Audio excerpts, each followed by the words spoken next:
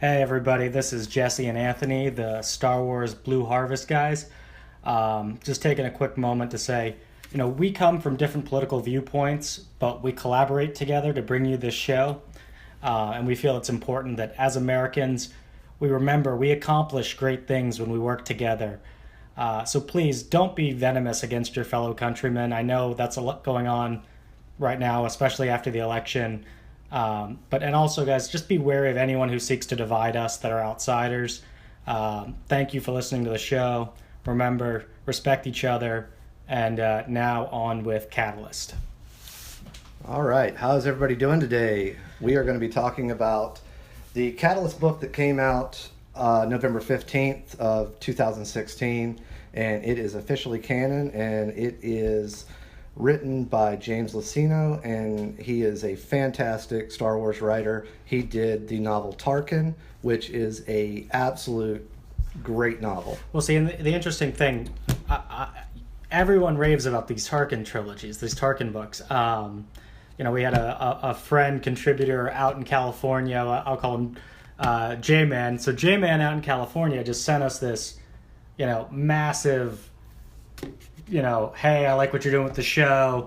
Check out all these Thrawn books because they are awesome. The Battle of Return of the Jedi, if Thrawn was there, would have been different. A lot of people speculate that. I agree 100%. Absolutely. So yeah, it's awesome that James Luceno has written, and this is, I'm hopeful by that more than I am from this book. Like, this is not where, from like a writer standpoint, where I think anyone should jump in on. So, as a quick thank you for our folks that are listening, we are going to give away a few Likey films digitally. These are these great stop-motion animation guys, and they're phenomenal. So Anthony's going to walk away with how we're... All right, yeah, what we'll do is just put the code on the screen, and whoever gets it first gets it first. That's how it'll work. If you go to type it in, it doesn't work, then you snooze, you lose. But hey, do us a favor, and if you got it, please comment that you got it, so then maybe folks won't keep trying the same code over and over again. And you have to go to universaldigitalcopy.com to do this. And the first one is going to be for the box trolls, so that should be on screen right now. Thank you guys for listening to our fans out there. Another great fan, J-Rad out in the Great White North, he sent me this phenomenal Ronin Boba Fett as an early Christmas gift, and this was just awesome. He also said, hey, appreciates the show. From his vantage point, what he remembers, Shadows of the Empire came out in the summer of '96. It was a comic series first with a figure line from that Power of the Force stuff, and a book. He said, I remember reading the book, but I think what really stood out in my mind was the Super Nintendo game. Or not Super Nintendo, the N64 game, and he raves about it, as do I.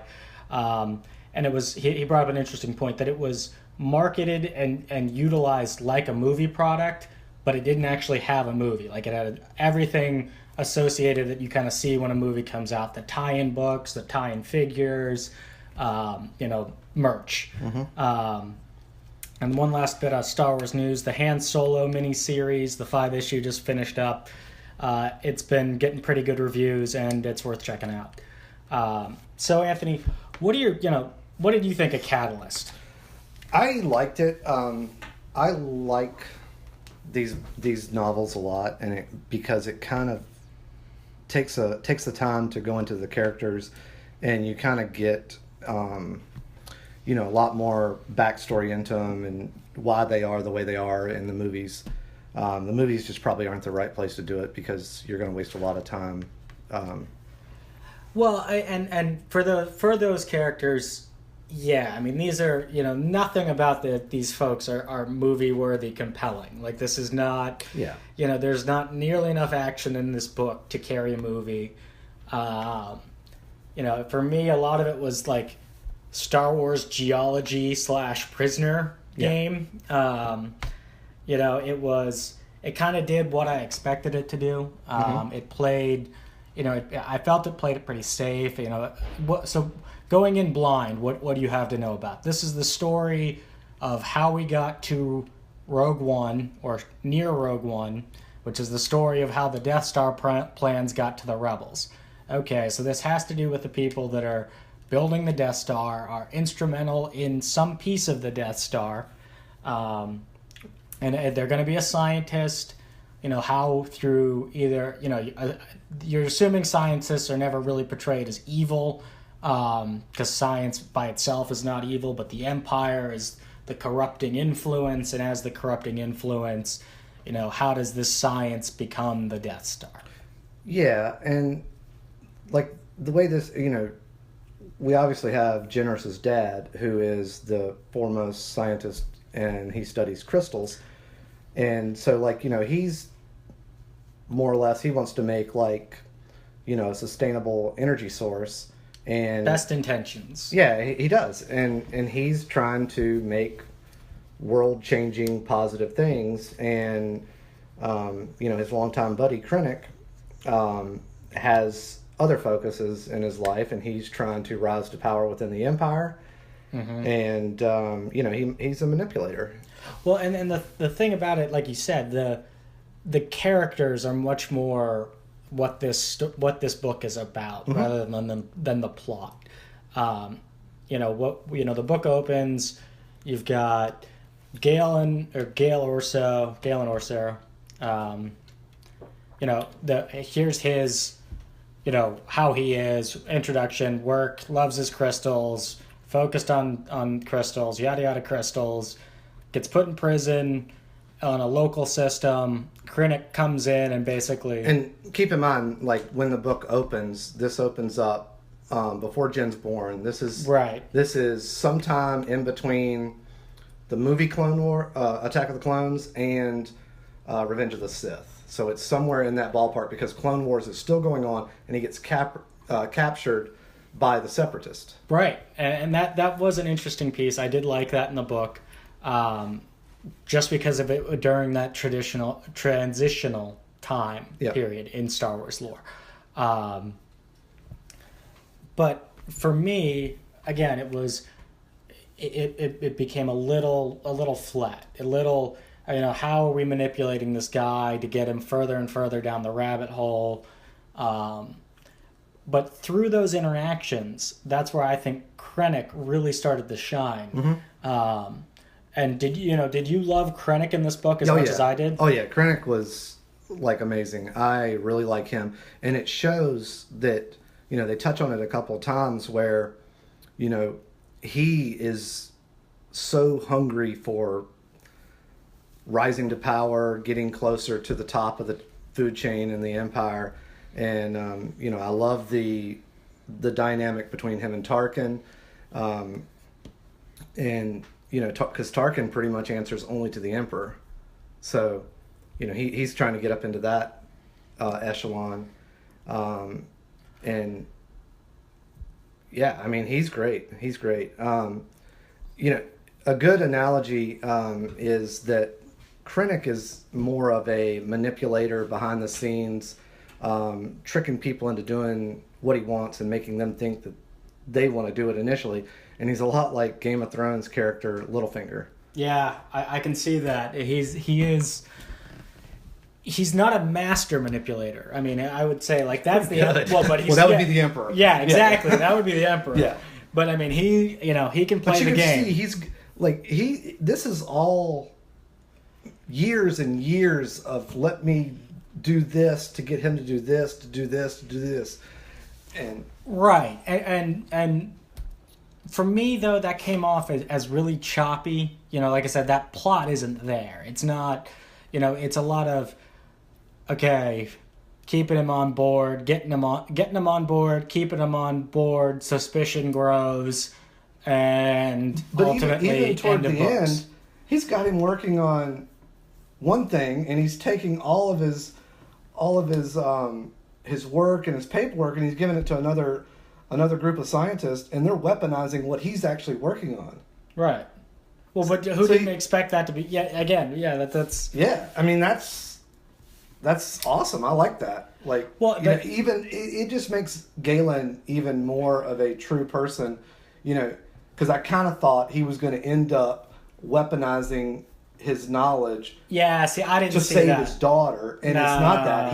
He's working on one thing, and they're taking what he's working on and they're twisting it. Yeah, it's more deception than torture. I agree with that. The Empire is much more, and there's interesting because Krennic is threatening his wife a little bit here and there. Yeah, he's kind of throwing those little subtleties out there, and you can see that she definitely is leery of him. So his wife's Lyra, and his wife is the counterbalance again. Why I think this book didn't do anything different or new.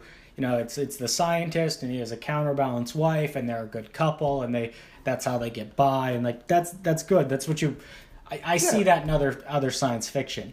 What I was amazed by was that how much, I would say, subtle manipulation we saw in you're going through this time period, right? So she's pregnant, got to have the kid, has the kid, it's Jin. And it ends where she's roughly 5? I think so. I think somewhere in that I range. remember hearing 4, and then a lot happened after that. Yeah, Okay. I mean, again, it's choppy, so I don't know Jin's age by the end of the book, but every time she comes in, she's described as like inquisitive and daring, and and everybody seems to be acting heroic and like really enchanted by her. Like they make her sound very adorable. But she is like 2 or 3 sentences in Right. every couple of chapters. Like she's not a major player in this book, and which is interesting because now you're seeing the main characters of the story they're not heroes. They're not warriors. This is totally a background story. Yeah. But Jin is the other interesting piece to kind of jump out at me. So you're seeing the transitional period, and then you're seeing the after the war, during the end of and after the war. Then you're seeing the rise of the Empire. How throughout the book they kept twisting the story of the Jedi, because these are the Kyber Crystals, like obviously, and they are used for the lightsabers, and now this is what's powering the Death Star, or will be powering the Death Star. Oh. Well, and the whole analogy to World War II also dramatically plays through in this. You're looking at atomic power, right? Yeah, and how do you channel that? It's like what was it? The Dark Knight Returns or whatever, where he had this energy source that could be like sustainable power, and he feared for somebody weaponizing it, and yeah. Wow, good callback to that plot. If. The thing is, though, like, if you look back and it was, you had the Clone Wars and it was a separatist against the Republic. And in that time period, we always thought of the Republic as the good people and the separatists were kind of the terrorists or whatever you want to think of them. But when it all turns around, all of the separatists turned into the rebellion and the Republic is actually the Empire. And that's actually the way it was in the very beginning. But, it's amazing how it went full 360 in how we view things. Well, but how many of the separatists are you saying are still around? I mean, well, there are probably not a lot of them, but the whole like ideology or whatever you want to call it. They were kind of battling back. They didn't want an overwhelming government. But at the same time, the Empire isn't an overwhelming government. I mean, it's now you're talking galactic politics of planet relations to each other are now subservient to the overlord government of the Empire. That's pretty much what it is. I mean, they're doing it by force, but whatever. I mean, it's no different than, Roman time, Rome, where they were just divide and conquer. Wherever they went, they took it over, and it was now under their rule. And that's kind of what the Empire. They talk about how like the Empire has control over this system or that system, and some of the outer ones not so much. So that you're seeing that rise to power in this book, and how there's some people that, because of all the propaganda, they think the Empire is all good and doing things, and they think that, they're manipulated. They don't understand what's going on. And that's the same thing with the Jedi. The story that was put out is that the Jedi tried to, kill the Emperor. Everybody believes it. Why would they not? They're shocked because they thought the Jedi were all good, but now they're told something differently. Yeah, and you're seeing so much of that manipulation throughout this. Yeah, and I mean that carries into Rebels. You see a lot more of the propaganda because at that point now you're talking. What are you thinking? From the end of Catalyst to the beginning of Rebels, ballpark that number of years. I would probably say, let's just say somewhere in the ballpark of 12 years, maybe before. The end of Catalyst to the beginning of Rebels, somewhere in that ballpark. You're thinking of, yeah, I could see that. Well, so then that would be like Jyn would be what, like 17 at the beginning of Rebels? Yeah, I haven't really heard a definitive age on her, but I'm just going to assume in the 20-year range. Yeah, mid-20s maybe, early to mid-20s. So back to Catalyst. So we're seeing that okay, Krennic. How does he manipulate her? Those bits are manipulate. Galen. How that happens is interesting. Those are good character bits. It gives you. I like seeing. Shows Krennic. The history between the two. Yep. You got Lyra, obviously, more and more upset, more and more suspicious. Jyn growing throughout the book, and then you kind of move on to you got a few other. Some of the subplots are kind of but what stood out for you? Well, I like all the stuff with Masamita. I think that's interesting how he was in as much control as he was, and he was more or less the intermediator for anybody who wanted anything to do with the Emperor. So that was interesting.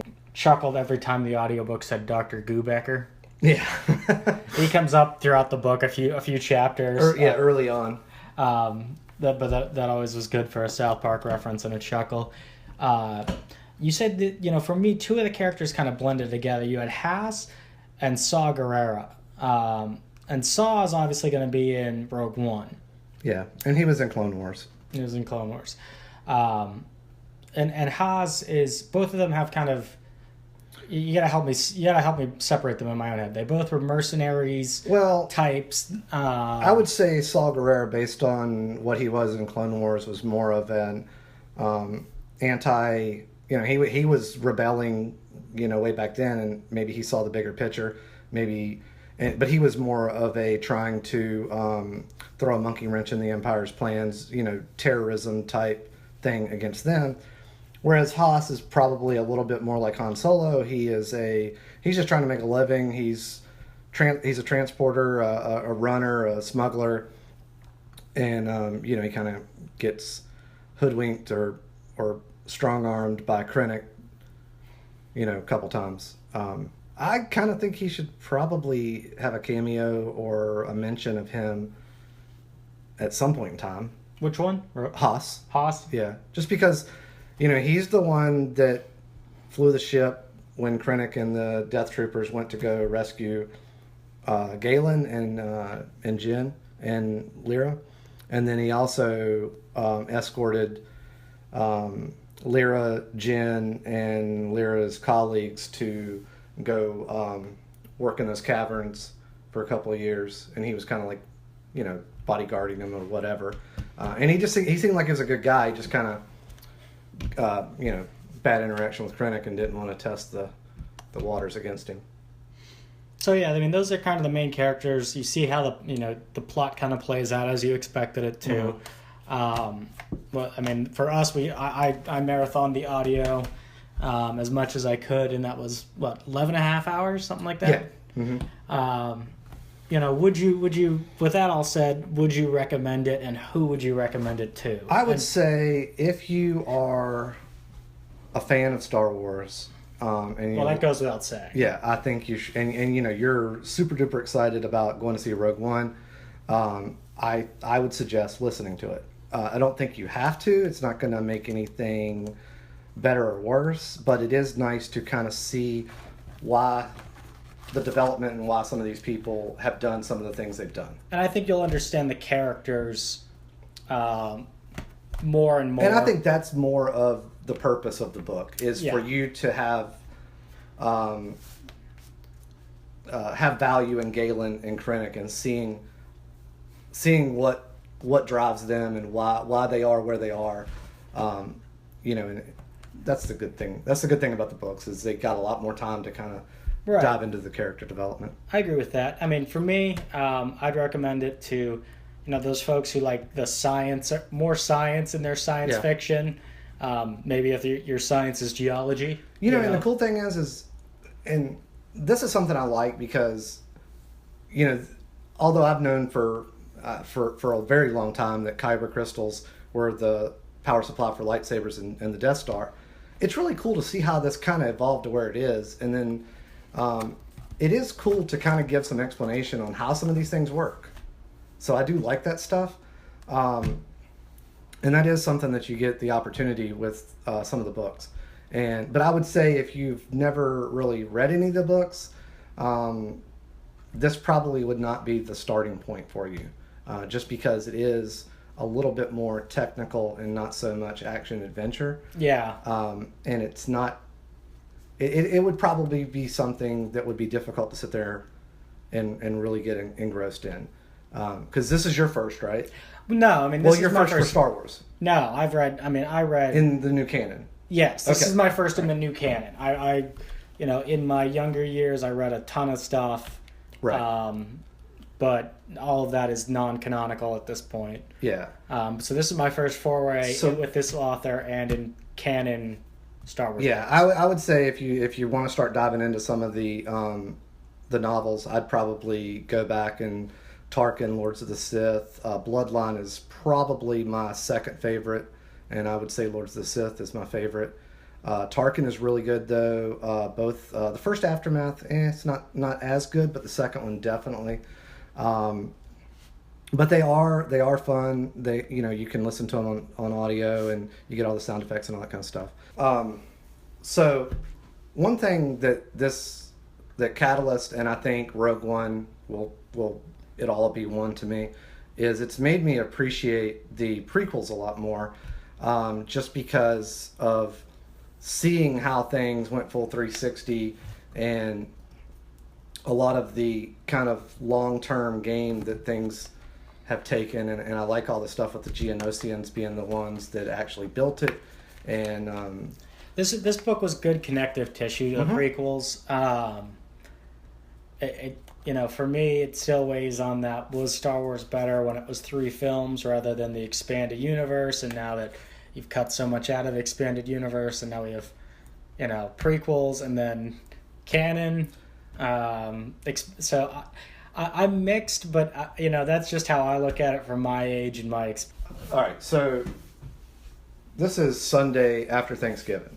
Yeah. I was up at my family's house for Thanksgiving, and I totally forgot about it. But last year, during Christmas, we were getting ready. We were talking about going and seeing The Force Awakens the day after Christmas, because my aunt had not seen it, my mom had not seen it, my cousins had not seen it, so we all just kind of went together and saw it, and I'd already seen it 3 times. So my cousin, she's like, I think she's 21 now, so she was probably 20 last year. Her boyfriend had never seen any of the Star Wars movies. All right. None of them. And I kind of made fun of him, and I totally had forgotten about it until the other day. So anyway, he wanted to seem like he knew, he didn't want to seem like an outcast, so they marathoned him.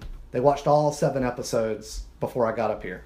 All 6 before Force Awakens. No, they watched. He had not even seen Force Awakens. Oh, I see what I'm saying. This is how I found out, because I asked him. I was like, "Are you going to go?" He's like, "Well, should I have seen the other movies?" Gotcha. And I said, "Well, yes, but it probably wouldn't kill it." So he ended up not going, and so I asked him. I was like, "So what'd you think? How'd you like it? What'd you like? What was your favorite?" That kind of stuff. He loved Darth Maul. Darth Maul was his absolute favorite. He despises Kylo Ren because he killed Han Solo, and he had come to love Han Solo. But who doesn't love Han Solo? I asked him, I was like, what was your favorite out of all of them? And he said Revenge of the Sith. Really? Yep. And I think it goes back to number one, he's 21 or 22. Right. He'd never seen any of them, but if he's going to watch episodes 1, 2, 3, it's probably more in line with the tech that he's used to watching, and it's far more action-packed. And I say action-packed as far as the fight scenes are probably better because they're better choreographed. You know, and there could be a lot of explanation. You could make a lot of explanations in your mind for why they fought better in those than the prequels. But anyway, so it just goes back, and that was his favorite movie. And you want to know what the least favorite was? Well, oh, please say Ewoks. No, it was A New Hope. That just goes to show you. It's when they watch them in their age bracket, I think. Well, but you're saying but it's also what order he watched them in, because I think part of it is, you know, if you're watching them 1 through 6 or 1 through 7, you know, the focus of Star Wars is the character arcs of Darth, Luke, Han. Here's another thing. So I asked him, and this is always interesting. I asked him, when did you figure out that the little kid was going to eventually be Darth Vader? Because he knew nothing other than he knew who Darth Vader was, and he could have pointed out Darth Vader at any point in time. And he said it wasn't until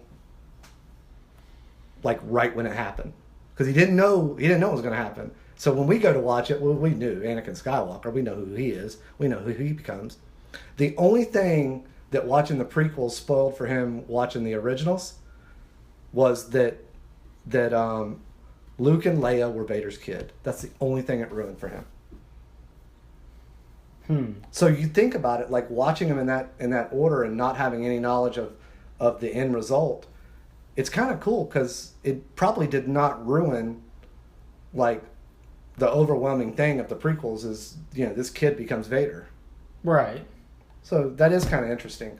But I mean, you're talking the overarching 6 movies is about Vader's rise and fall, but also the original trilogy is about Luke's, you know, rise and character growth.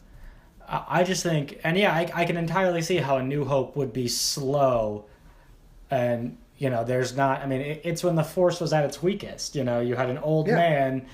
That's the one lightsaber fight. It's probably, well, it's my favorite. It's probably both of our favorites because it's the first one. No, Empire's mine.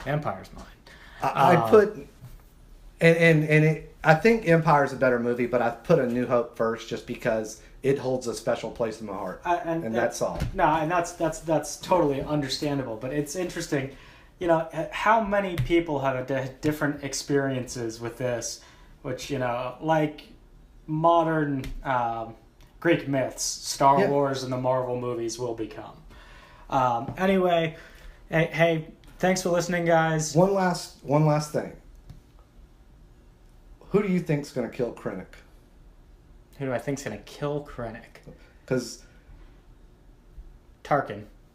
I'm putting my money on Vader. You're putting Vader? And I'll tell you why. There was one thing in Catalyst where Tarkin is talking, and you can see he obviously has some disdain for Krennic. Doesn't too much care for him, and there's the whole battle of who's going to be the executor of the Death Star. And he mentioned something about putting a bug in Vader's ear to see if Vader has any interest in this. Okay, so yeah, we're thinking that Vader, prompted by Tarkin, takes out Krennic. I can see that, and it kind of aligns with both of us because I think Krennic in the novel Tarkin. Yeah. And this takes place, you know, kind of shortly after Revenge of the Sith or something, and the Emperor sends Tarkin and Vader on a mission, and they both have a very great appreciation for each other. Vader did not before that mission, but they're tight. And if you ever notice in in A New Hope, there's only one person that told Vader what to do, right? And that's Tarkin. So, good and point. I think that would be because, you know, I think you're onto something, Yeah. and I think that would be, you know, I like it. Yeah. I like it a lot, and I agree with it.